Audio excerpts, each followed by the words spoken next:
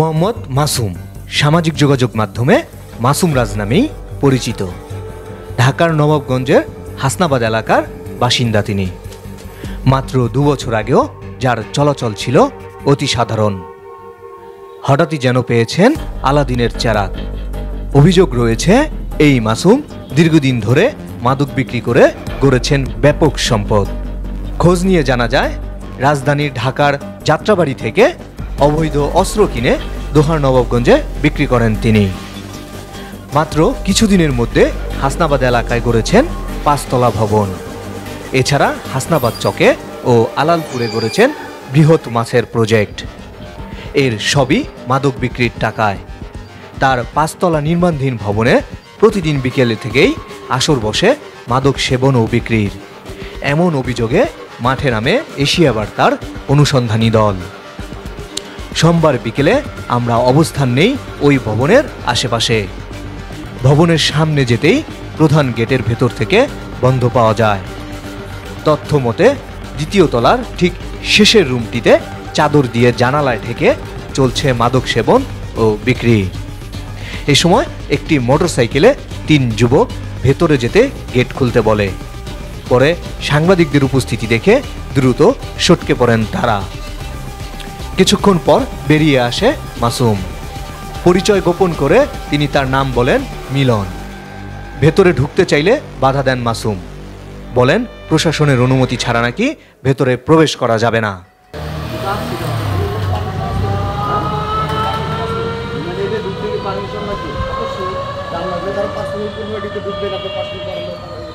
না, আপনারা সাথে থাকবেন তো, আমরা তো আপনাদের ছাড়া একা ঢুকবো না।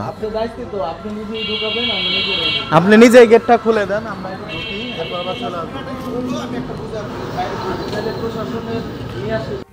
আমরা প্রশাসনের সহায়তা নিতে নবাবগঞ্জ থানায় যোগাযোগ করি। এই সময় ভেতর থেকে বেরিয়ে এসে প্রধান গেটে তালা দিয়ে চলে যায় মাসুম। আমরাও অপেক্ষায় থাকি প্রশাসনের। কিছুক্ষণ পর এসে মাসুম সাংবাদিকদের পরিচয় জানতে চান। একই সময়ে যখন তার ছদ্মনাম প্রকাশ পেয়ে যায় তখন দ্রুত স্থান ত্যাগ করেন মাসুম।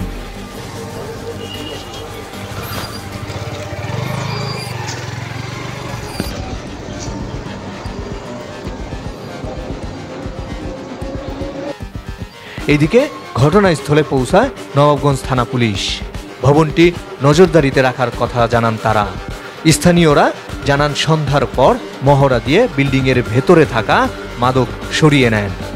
টেলিফোনে কথা হলে সকল অভিযোগ অস্বীকার করেন মাসুম। আমার ভিতরে যদি কোনো ওরকম কিছু থাকে সেটা আইন বলতে হবে না। সাংবাদিকরা কি আপনার সাথে কথা বলতে পারে কিনা, তাদের সে রাইট আছে কিনা? যখন পুলিশ প্রশাসন আসলো তখন আপনি তো আসেন নাই, আপনি তো তালা দিয়ে পালিয়ে গেছেন। আমাকে তো কেউ ডাকে নাই, প্রশাসন থেকে কি আমাকে ডাকা হয়েছে? কাকে? আমি তো আমার বাড়িতেই ছিলাম। আমার বাড়ি তো হাসনাবাদে, আমার বাড়ি তো অন্য কোথাও না। না, আপনি তো বললেন যে প্রশাসন নিয়ে আসেন, পরে তো আপনি চলে গেলেন সেখান থেকে। না, আমি তো আমার কাজ আছে না, এটা কেমন কথা বলে? ও, এই জন্য আপনি চলে গেছেন। আচ্ছা, আপনার নাম আপনি মিলন কেন বললেন, বলেন তো একটু? পরিচয় কেন গোপন করলেন? পরিচয় আপনি কি সেটা আমার সম্বন্ধে জানতে হবে তো আগে, না? আপনি আমার সম্বন্ধে জানতে চাইবেন, আমি আপনার সম্বন্ধে জানতে চাইবো না? আমাদের কার্ড শো করা আছে আমাদের সব জায়গায়, আমরা পরিচয় দিছি সাংবাদিক, আমি ভিজিটিং কার্ড পর্যন্ত আপনাকে দিছি। তারপর আপনি আপনার নামটা দিয়ে তো মানুষ উঠেই নিয়ে যায়, ঠিক না? আমার বিল্ডিং এ আমার ভাই বন্ধু আত্মীয় স্বজন আসতেই পারে না? না, এটা কি আসা কোনো অন্যায়? না না, অন্যায় না। এই জন্যই তো তাহলে আমরাও তো আসতে পারি, আমাদেরও তো আসা অন্যায় না, তাই না?